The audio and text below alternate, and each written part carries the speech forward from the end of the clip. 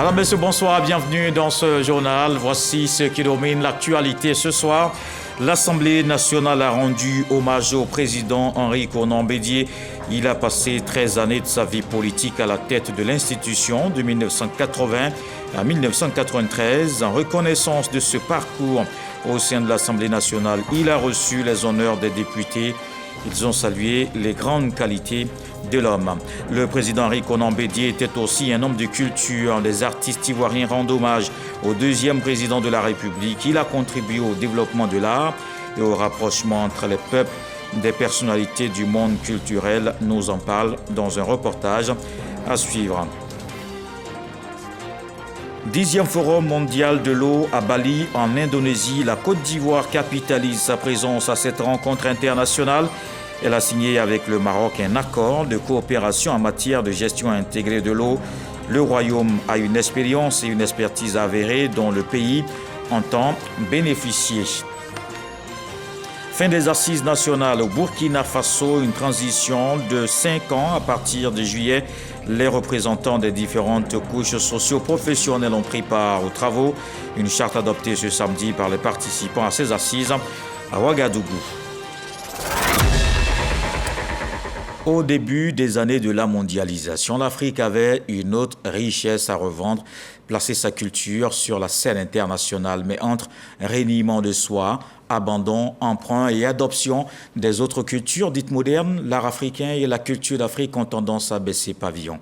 Pourtant, notre histoire a déjà tout dit, toujours savoir d'où l'on vient. Bien évidemment, et heureusement d'ailleurs, les actions se multiplient et l'on parle de plus en plus de diplomatie culturelle. Nous avons justement le plaisir de recevoir Eugène Ebodé, titulaire de la chaire littérature et art africain de l'Académie du Royaume du Maroc, qui est l'invité de la page culture. Bonsoir, professeur.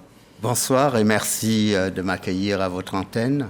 Et c'est surtout un plaisir de vous avoir sur ce plateau et parler d'un sujet qui nous passionne. Évidemment, c'est cette culture qui a aussi un mot à dire dans la diplomatie africaine.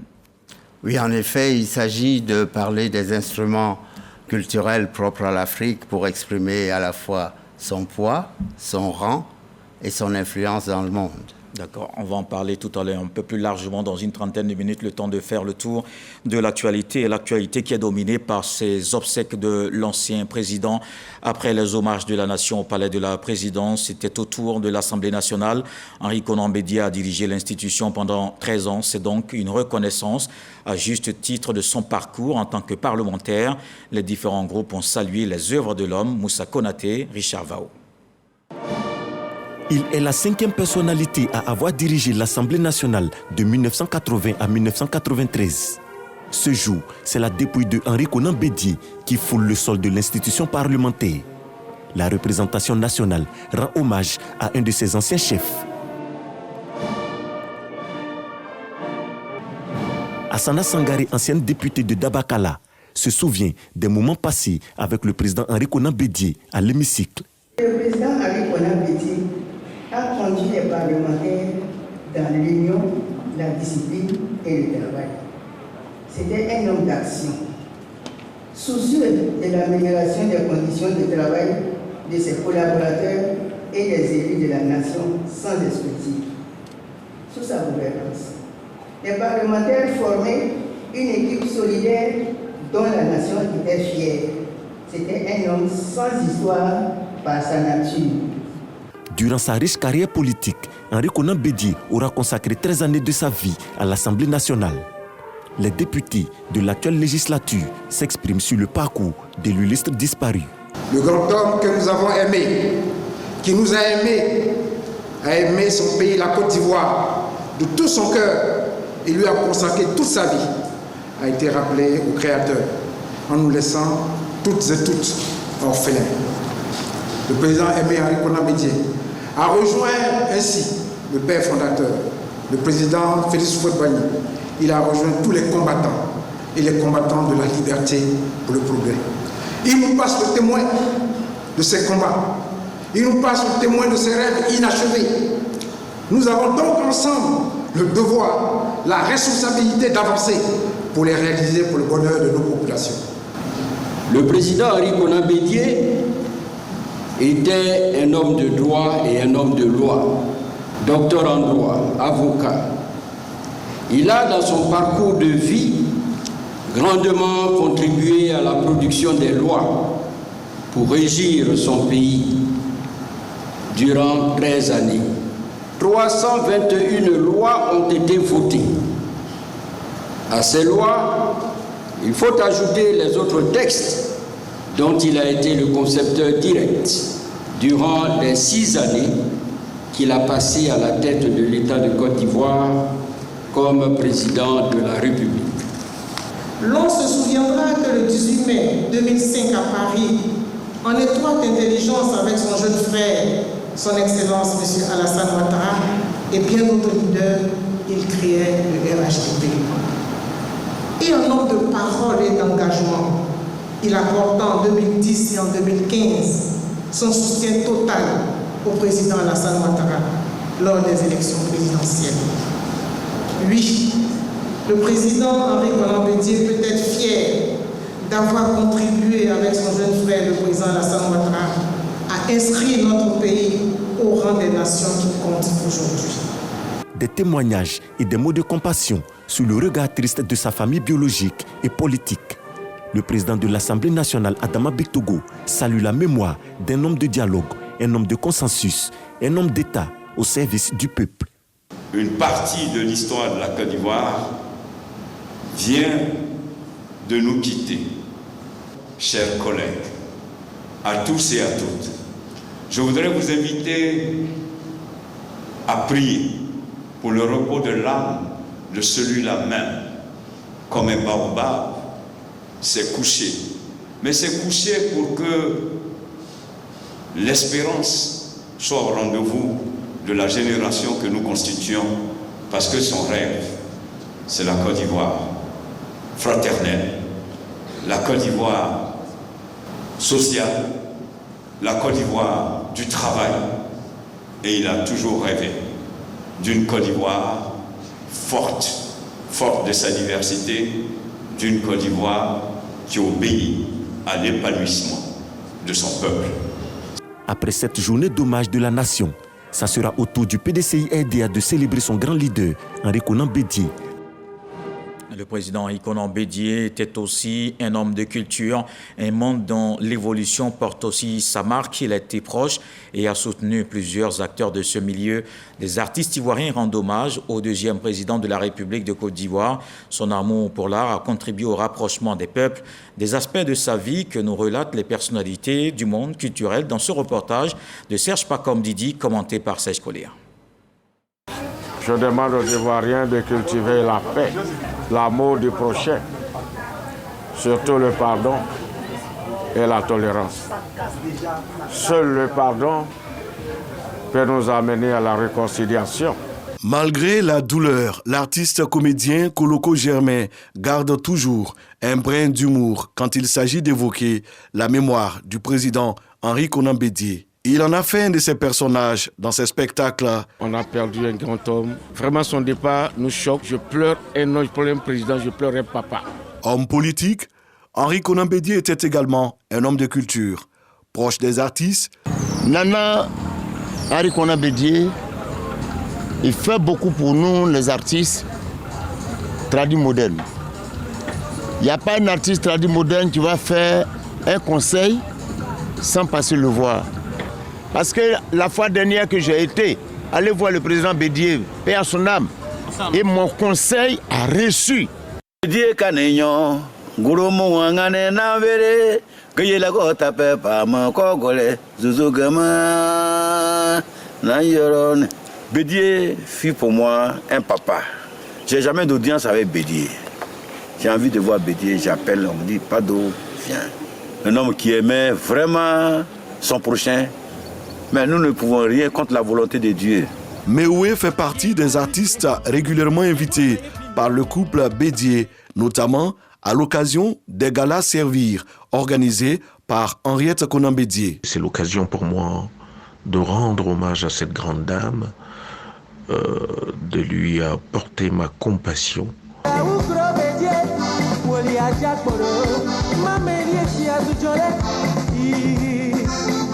En France, en ce moment, l'artiste se souvient de l'apport de l'illustre disparu dans l'éclosion de la musique ivoirienne moderne. C'est quelqu'un qui aimait la culture, qui aimait la musique. La première fois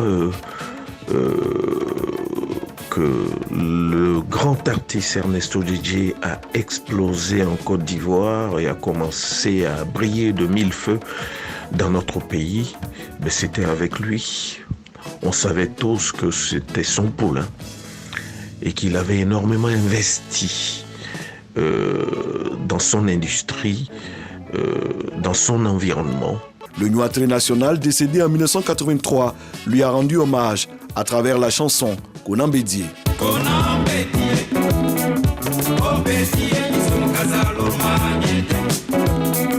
Reine Pélagie, l'une des plus grosses vedettes de la musique ivoirienne des années 80, ne tarit pas d'éloges à l'égard de celui qu'elle appelle affectueusement grand frère. Président Bédié, il a la mise, il fait de anti-aïbo. Ce grand frère-là, il m'a toujours aimé, il a été toujours pour moi, il est même mon fan. Quand j'étais en Angleterre, il m'a dit, Reine, viens, il m'a envoyé un ancien ministre venu me chercher pour rentrer au pays, il a envoyé la Ligue des secrétaires de la Côte d'Ivoire venir me chercher. Je suis vraiment peiné pour cette grande perte. Amoureux de sa culture, Henri Konan Bédié laisse une empreinte indélébile dans la sphère artistique. Le président Bédié est un homme de dialogue, un homme de paix, dévoué au sort de son peuple ivoirien, et sa passion c'était la Côte d'Ivoire. Généreux, ouvert, mes condoléances artistes à toute la Côte d'Ivoire.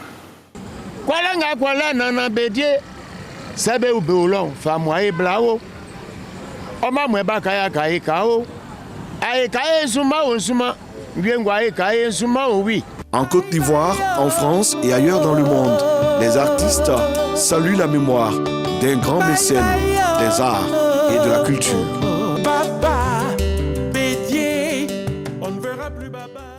Et au niveau politique, son parti le pleure également. Le PDCIRDA rend un dernier hommage à un leader. Le parti a rendu un vibrant hommage à Henri Konan Bédié, une figure emblématique de la scène politique ivoirienne. La maison du PDCI à Cocody a été le lieu de cette cérémonie émouvante ce samedi. Les militants ont salué la mémoire de celui qu'ils ont affectueusement surnommé HKB. Il a laissé une empreinte indélébile sur le parti et sur le pays tout entier, comme en témoigne l'unité et la solidarité manifestée lors de cette cérémonie d'adieu qui s'est déroulée en présence de sa famille biologique, sa famille politique, les amis et les connaissances. Et ajoutons que les cérémonies se poursuivent à Daokro avant l'inhumation le 1er juin. Sortons du pays, allons à Bali, en Indonésie. La Côte d'Ivoire capitalise sa présence au 10e Forum mondial de l'eau. Elle a signé avec le Maroc un accord de coopération en matière de gestion intégrée de l'eau. L'expérience et l'expertise avérée du Maroc sera bénéfique au pays, qui vient d'ailleurs de se doter d'un code de l'eau. Eugène Atoubé. La décision était très attendue et constitue une importante retombée de la participation de la Côte d'Ivoire au 10e Forum mondial de l'eau à Bali. L'approbation par le Conseil mondial de l'eau de la demande d'adhésion de la Côte d'Ivoire à cette organisation.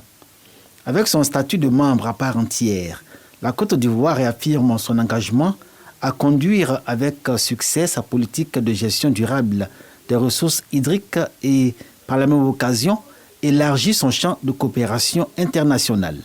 La Côte d'Ivoire a beaucoup à nous apprendre, comme tous les États. Nous sommes à l'écoute à la fois des difficultés, mais à la fois aussi des réussites. Et c'est ce que nous attendons de nos membres, qui nous permettent d'aller sur la bonne voie, qui est la voie de la paix et de la prospérité de l'eau. La Côte d'Ivoire a besoin de mener une politique de gestion intégrée de ses ressources.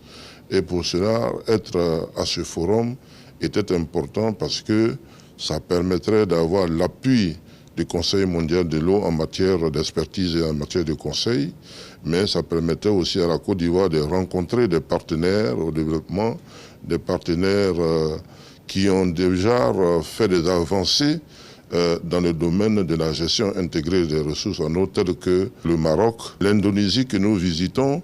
La Côte d'Ivoire, membre du Conseil mondial de l'eau. La volonté a été exprimée en 2023 à Fès, au Maroc, lors de la conférence internationale sur l'eau. Autant le ministre Laurent Tchagba s'en félicite, autant il poursuit le combat pour relever d'autres défis en termes de développement durable liés à l'eau et à l'assainissement. En ligne de mire, l'adhésion de la Côte d'Ivoire à la Convention sur l'eau, question au centre des échanges à Bali lors de ce 10e forum entre le chef de la délégation ivoirienne et Sonia Coppel, secrétaire exécutive de la Convention des Nations Unies sur l'eau. Sur l'eau et dans bien d'autres domaines, la Côte d'Ivoire enregistre des progrès. Le comité technique du plan national de développement 2021-2025 note un niveau d'exécution satisfaisant. La rencontre tenue dans les locaux de la primature au plateau avec les partenaires techniques et financiers, la ministre de l'économie, du plan et du développement Nialé Kaba a exhorté les contributeurs à renforcer les actions pour l'atteinte des objectifs du PMD. Des détails avec Dangui Dangui. Exercice de redevabilité et de transparence cher aux partenaires techniques et financiers de la Côte d'Ivoire. Le ministre de l'économie a présenté le bilan au titre de l'année 2023 du Plan national de développement PND 2021-2025. Entre autres réalisations sur cette période, 1650 salles de classe au primaire, 226 nouvelles écoles construites et la rénovation ou la construction de 348 établissements sanitaires de premier contact, ainsi que l'électrification de 615 localités. Les partenaires techniques et financiers notent cependant que de nombreux défis demeurent. Les changements climatiques pourraient coûter à l'économie ivoirienne jusqu'à 13% du produit intérieur brut d'ici à 2050 et pousser plus d'1 600 000 personnes dans la pauvreté.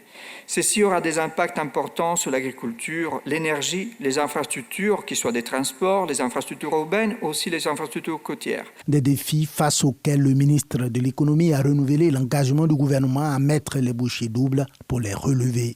De nombreux défis restent encore à surmonter, notamment dans la perspective de la transformation structurelle de notre économie.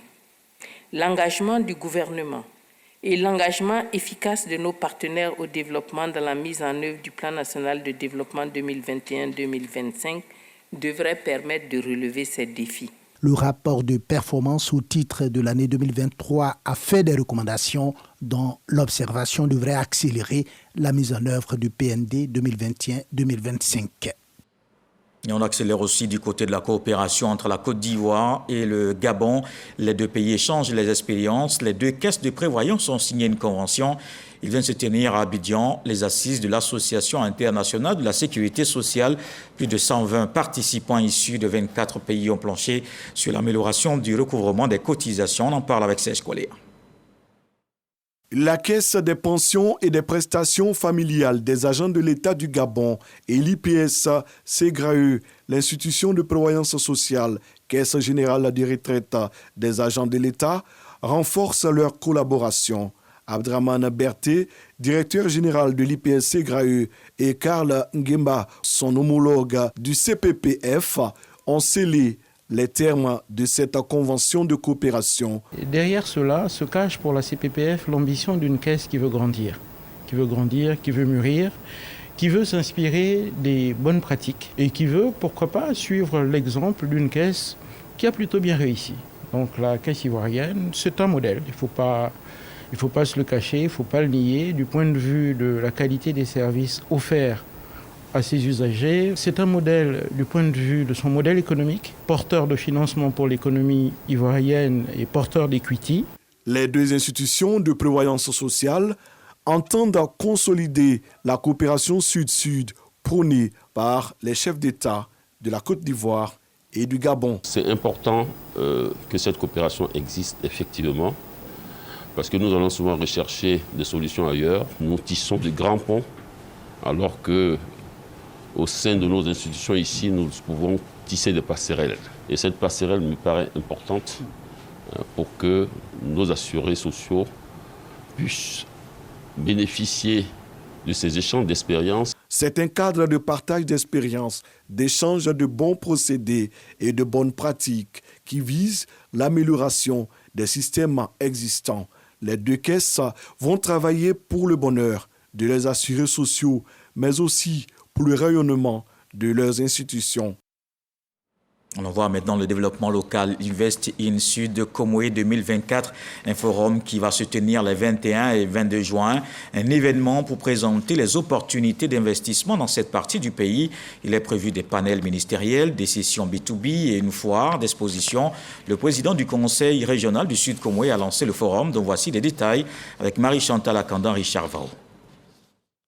Le Sud Comoé se prépare à accueillir le forum Invest in Sud Comoé 2024 au mois de juin prochain. Une conférence de presse a été prononcée par le président du conseil régional du Sud Comoé, Eugène Akawili, en vue de dévoiler les grandes lignes de cet événement économique. Ce forum s'annonce comme un carrefour stratégique pour les investisseurs et entrepreneurs. Le forum Invest in Sud Comoé vise à promouvoir les potentialités économiques de notre région et d'attirer des investissements significatifs dans les secteurs clés tels que l'agriculture, l'agro-industrie, le tourisme éco-responsable, les technologies et l'innovation, les infrastructures et la logistique, ainsi que la pêche et les ressources halieutiques. La Chambre de commerce et d'industrie de Côte d'Ivoire et le CEPICI sont partenaires de ce forum économique.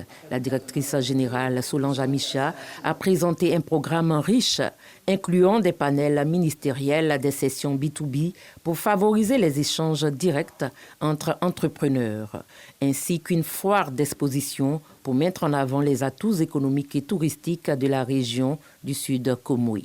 Le forum Invest in Sud Comoé 2024 représente une opportunité pour booster le développement économique de la région du Sud Comoé en vue d'attirer des investisseurs et stimuler ainsi le dialogue et la coopération entre les différents acteurs économiques. Le développement se poursuit aussi dans la Bagoué. La ministre Mariatou Kone, maire de Boundiali, s'est rendue sur le chantier du centre hospitalier régional de la ville. La fin des travaux était prévue depuis quelques mois. Elle a promis de faire un plaidoyer auprès du gouvernement pour que le chantier prenne fin. Ce sera une satisfaction pour les populations de la région. C'est ce que nous dit Ami Sissoko. Voici le futur CHR, Centre hospitalier régional de Boundiali. Les bâtiments sont bien sortis de terre et donnent bien une idée de la politique gouvernementale en matière de santé. Mais censé être opérationnel depuis quelques mois déjà, le CHR de Boundiali ne l'est pas encore. À présent, nous sommes à 75% de réalisation et il faut retenir que ça fait maintenant 2 ans, 8 mois que le projet est en cours. Pour constater d'elle-même l'arrêt des travaux, la députée maire Mariatou Kone est sur le chantier. Celle qui avait en son temps fait la requête de la construction du CHR au Premier ministre d'alors, Amadou Gon Coulibaly, se dit peinée. C'est un peu inquiétant. Nous sommes venus regarder, nous allons rendre compte au gouvernement, mais nous prions l'entreprise qui en a la charge de faire en sorte que la parole donnée soit respectée parce que, comme je vous l'ai dit, le centre hospitalier régional est beaucoup attendu par les populations de Boundiali, mais de toute la Bagoué, parce que c'est vers Korogo que nous allons tous. Alors qu'avec le CHR, c'est la proximité avec les populations, c'est la réduction des charges d'évacuation et de référence, et avec des spécialisations, des spécialités, c'est vraiment le soulagement de la population. Débuté en octobre 2020, à terme, le CHR de Boundiali va comprendre un bloc de maternité, un bloc de clinique principale, une morgue, un bloc d'hospitalisation d'une capacité de 150 lits et un bloc de services logement. Dans l'actualité politique, le directoire du RHDP a tenu ce vendredi sa 25e réunion politique au siège du parti à la rue Le Pic. Plusieurs points étaient à l'ordre du jour. Il était surtout question de l'enrôlement des militants sur la liste électorale. On fait le point avec Abdoulaye Kone, Fernand Conan. Le RHDP prépare déjà la présidentielle de 2025. Le directoire au grand complet s'est réuni vendredi pour plancher sur divers points relatifs à la bonne santé du parti. 3 points essentiels étaient à l'ordre du jour de cette rencontre. 1.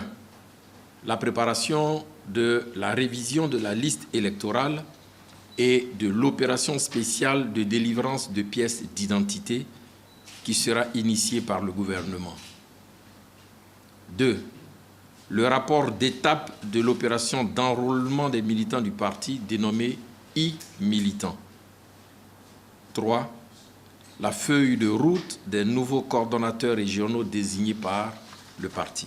Selon le directoire du parti, le logiciel e-militant permettant de constituer une base solide de sympathisants est aujourd'hui éprouvé. Il s'agit pour nous aujourd'hui de faire en sorte que les différents segments du parti se l'approprient et que nous essayons de régler quelques faiblesses naturellement humaines afin que les 2 229 000 militants soient atteints avec la volonté d'aller au-delà. Donc le système est parfait, la méthode est rigoureuse. Pour parachever l'organisation du parti à la base, la haute direction a mis en place des coordinations régionales. 47 coordonnateurs principaux ont été nommés le jeudi 23 mai 2024. Ils sont chargés de représenter, de faire la promotion des idéaux et d'assurer la coordination des activités du parti à l'échelle de la région. Le directoire a enjoint instamment les nouveaux coordonnateurs à consolider la cohésion du parti à la base, à préparer rigoureusement l'opération spéciale de délivrance des pièces d'identité, la révision de la liste électorale et l'élection présidentielle de 2025. Il est bon de rappeler que la gente féminine constitue à ce jour une grande partie des militants enrôlés au sein du parti oufouettiste, des adhérentes estimées à environ 455 000 contre un peu moins pour les hommes. Dans le reste de l'actualité, c'était sur 2 jours. Finalement, tout s'est décidé en une journée. Une nouvelle charte adoptée au Burkina Faso. La transition va durer 5 ans à partir de juillet. C'est ce qu'ont décidé les participants ce samedi aux Assises nationales à Ouagadougou. Le capitaine Ibrahim Traoré, dont le statut passe de président de transition à président du Faso, pourra par ailleurs se présenter aux élections présidentielles, législatives et municipales, précise le colonel Moussa Diallo qui présidait le comité d'organisation. Le régime militaire, rappelons-le, est arrivé au pouvoir en septembre 2022. Voici maintenant la page consacrée à la culture.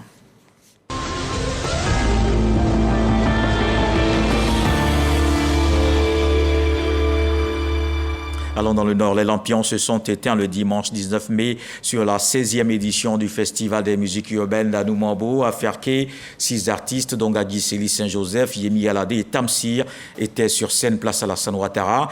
Le ministre d'État, ministre de la Défense, a profité de l'occasion pour exhorter les populations à la cohésion. Issa Tionayo. Les populations de Ferké-Sédougou attendaient certainement l'événement depuis longtemps. Elles sont sorties nombreuses pour assister au clap de fin de la 16e édition du FEMUA, Festival des musiques urbaines d'Anoumambo. Une édition marquée par des prestations tout aussi enlevées et variées les unes que les autres. D'abord, la note internationale avec Yemi Alade.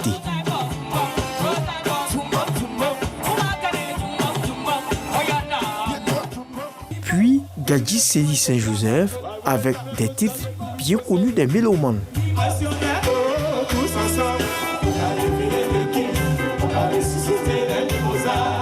Le mercure monte à la place Alassane Ouattara de Ferké-Sédougou avec Tamsir, la révélation musicale de l'année.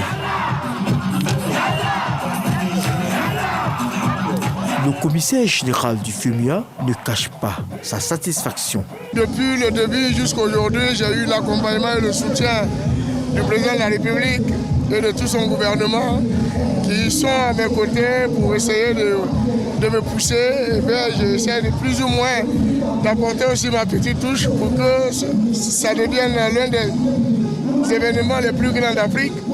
Les autorités également ne boudent pas leur plaisir. Je tiens à féliciter Asafo de tout ce qu'il fait pour le FEMUA. Vraiment, ça graine du monde, ça donne des conseils aussi à la jeunesse. Et vraiment, c'est une bonne chose. Il faut regarder tous ces jeunes confondus ensemble, sans chercher à savoir qui vient d'où, qui fait quoi, dans une communion totale pour célébrer la musique, pour célébrer l'art, pour célébrer la culture. Oui, le FEMUA gagne en maturité. La ville de Ferguson-Dougou se sent honorée parce que tout le monde connaît un peu la portée de cet événement et on ne peut que se réjouir d'avoir été choisi parmi tant d'autres localités de Côte d'Ivoire pour abriter cette année cette importante manifestation. Merci beaucoup, M. Traoré. Le FEMUA 16 referme ses portes. En même temps, Assalfo et le groupe Magic System scrutent l'horizon en pensant déjà au FEMUA 17. Et en France, à Paris, la semaine africaine de l'UNESCO se poursuit dans la capitale française. Un rendez-vous qui met en lumière une grande figure de la littérature ivoirienne et africaine, l'héritage éternel de Bernard Dadier retracé dans un film. On le voit avec nos envoyés spéciaux, Marie-Laure Goran, Zakaria Traoré. On nous envoie à une direction où M. Bernard Dadier était directeur des Beaux-Arts. Je le vois vraiment, je dis mais en fait c'est un noir. Et comment ça se fait? Vous n'avez encore jamais... Ce monsieur allait avoir 102 ans à l'époque, et il n'y a jamais rien qui a été fait dessus, mais il y a urgence. De son œuvre littéraire et artistique, l'UNESCO, l'année de ses 100 ans, lui a remis le prix Raïm Torres Modé, une consécration reçue par l'homme en toute modestie. C'était l'un des plus grands écrivains et dramaturges du continent. Bernard Belin Dadier, auteur de plusieurs ouvrages, dont Le Pagne Noir, Climbier, Togonini, revient à l'UNESCO. Et c'était vrai. Ce sont des objets de poèmes. Frontières, martyrs, des bouts lépreux, et un autre achevé sur la fidélité à l'Afrique. Un film documentaire produit par la RTI, dédié au père de la littérature ivoirienne, est projeté à la Semaine africaine de l'UNESCO à Paris, en France. Son parcours d'auteur engagé, romancier, dramaturge, poète, homme politique, inspire la jeune génération africaine. Je suis guinéen, j'ai beaucoup appris. Je me suis rendu compte aujourd'hui que c'était une grande personnalité, une personnalité qui, n'est-ce pas, apporte aux jeunes justement de l'initiative et le courage dans leur entreprise. Le documentaire est construit autour d'entretiens, d'archives, de reconstitutions historiques et d'interprétations de certains textes de Bernard Belin Dadier reste un bel héritage à sauvegarder. Depuis Assini, en passant par Grand Bassin pour arriver à William Ponty où il est sorti commis, on a vu comment la littérature, petit à petit, et en passant par la prison, lui a permis en tout cas de développer toutes ses œuvres. Je crois qu'il est important que toute la jeunesse africaine voit ce film. Ce qu'on peut retenir de Bernard Dadier, c'est l'éducateur. Nous avons étudié ses œuvres à l'école. C'est le père, c'est lui qui a créé, c'est lui qui a été le père de la littérature ivoirienne. Et c'est le repère. Bernard Belin Dadier, l'immortel, est à jamais dans les cœurs. Il n'était pas seulement un écrivain, il était un gardien de la mémoire collective et un ambassadeur de la culture. On ne l'oubliera jamais. Et promouvoir la diversité culturelle et la cohésion sociale, c'est l'idée qui guide la 8e édition de la semaine du Kourbi. Elle aura lieu à Bondoukou. Le comité d'organisation a donné l'information au cours d'une conférence. Espérance Kisoki, Jean-Marc Diadji.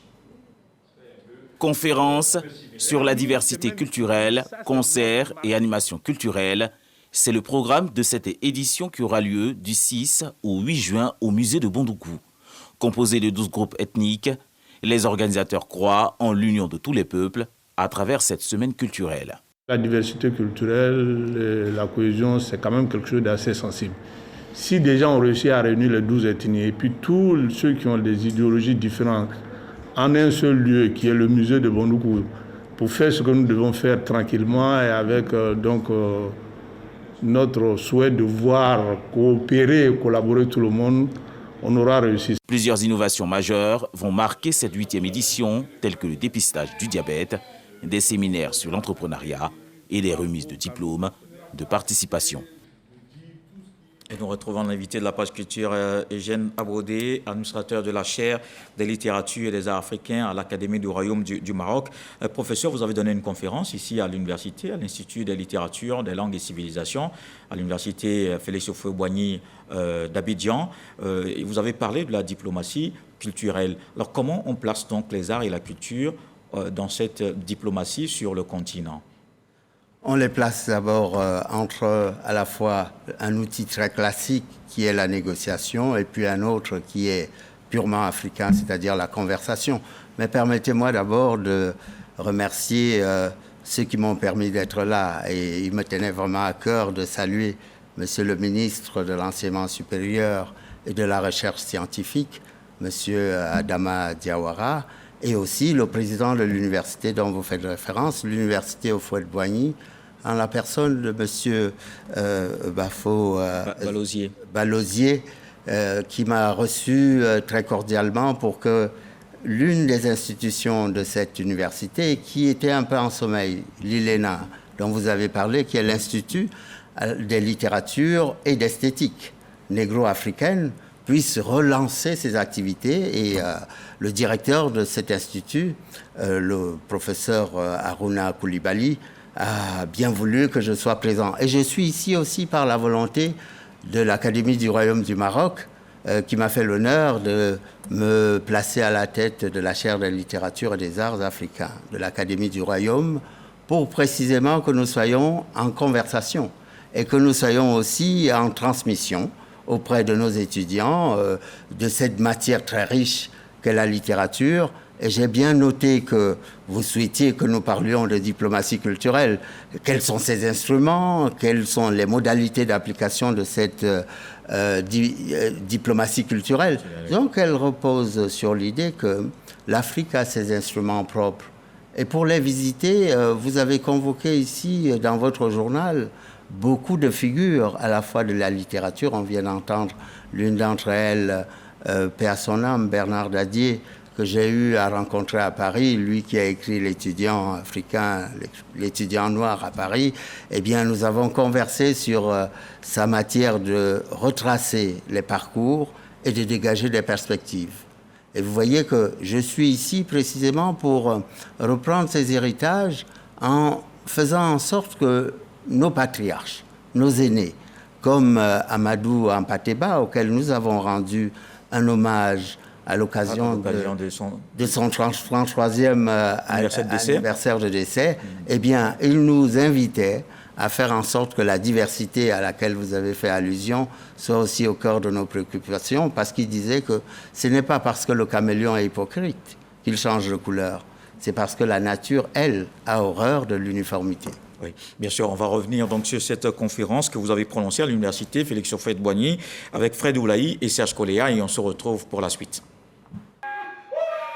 L'art et la littérature, deux disciplines utiles à la diplomatie culturelle, c'est la position défendue par l'écrivain camerounais Eugène Ebodé, l'universitaire invité des conférences de l'Institut de littérature et d'esthétique négro-africaine, a expliqué sa vision. Pour lui, il est essentiel aujourd'hui de favoriser le brassage entre les peuples dans le monde. Les jeunes Africains doivent s'inspirer et s'enrichir de toutes les cultures. Le professeur en diplomatie culturelle a partagé sa longue et riche expérience. Eugène Ebodé est administrateur de la chaire des littératures et des arts africains de l'Académie du Royaume du Maroc. Cette conférence lance les activités de réflexion de l'Institut de littérature et d'esthétique négro-africaine, au cours desquelles les étudiants sont invités à mener des réflexions sur toute forme de tradition en Afrique. Alors, vous parlez de cette diplomatie culturelle, alors que dans l'univers ancestral de notre culture, il y a eu surtout cette question de la circulation du patrimoine culturel africain. Aujourd'hui, la question finalement, ou du moins la difficulté, c'est cette transmission dont vous avez parlé tout à l'heure, sur les deux leviers sur lesquels vous avez basé votre communication, donc conversation et transmission. Est-ce que finalement, le problème aujourd'hui, ce n'est pas la transmission de ce patrimoine ? Eh bien, nous constatons effectivement que pour qu'un patrimoine soit vivant, pour qu'il soit préservé, pour qu'il soit aussi utilisé à bon escient, il faut des leviers, il faut que l'éducation soit le moteur pour que cette transmission ait lieu. Et dans notre monde moderne, on peut constater que les instruments purement africains, que ce soit l'oralité ou les écritures, ont eu un peu de mal à exister parce qu'il y avait d'autres éléments qui sont intervenus et comme disait Cheikh Hamidou Kane dans un roman célèbre, L'aventure ambiguë, il faut aller à leur école pour apprendre à convaincre sans avoir raison. Et cette école occidentale a parfois mis de côté nos propres savoirs, nos propres sagesse, notre gnose, notre philosophie. Et pour qu'elle puisse justement être transmise, il faut la reprendre, il faut la réexposer, il faut identifier, répertorier quels sont les outils dont nous disposons pour mieux justement les faire circuler à travers les académies comme celle du Royaume du Maroc où nous organisons énormément de colloques dont l'un vient d'être consacré, on l'a dit tout à l'heure, à Amadou Hampâté-Bâ. Le précédent était consacré au récit des origines et aux grandes étapes des littératures africaines et diasporiques. Parce que n'oublions pas qu'il y a un pan de notre littérature qui se fabrique, qui est parti malgré elle à l'extérieur, et que les Afro-Caribéens, les Afro-descendants ont été aussi au cœur de cette diplomatie culturelle. Césaire, Léopold Sédar Senghor, on fait référence à oui, bien entendu, cette pratique de la littérature africaine. Bien sûr, je fais référence à eux, mais avant, il y a eu Du Bois, il y a eu Anthony Blyden, qui étaient des diplomates d'ailleurs, et qui ont fabriqué un outil qui s'appelle le panafricanisme. Il est venu d'abord de la marge, disons, de l'Afro-Renaissance, avant de s'établir en Occident par des congrès successifs en 1900 à Londres et à Manchester, ainsi de suite, jusqu'en Afrique elle-même. Et ces fabriques, justement, de l'Afrique comme étant un moteur, comme étant un acteur de l'histoire, ont eu du mal parfois à survivre. Et c'est la raison pour laquelle, en renouvelant un pacte de réaménagement, de réadaptation de nos outils culturels, l'ILENA, ici à Abidjan, renouvelle cette idée que l'Afrique a des atouts propres et que ces atouts doivent être préservés. Mais ces atouts sont en train de disparaître. Je vous ai entendu sur une chaîne étrangère et vous avez déploré le fait que nos langues disparaissent de plus en plus parce que, en plus, c'était un riche patrimoine pour l'Afrique qui avait plus de la moitié des langues parlées dans le monde.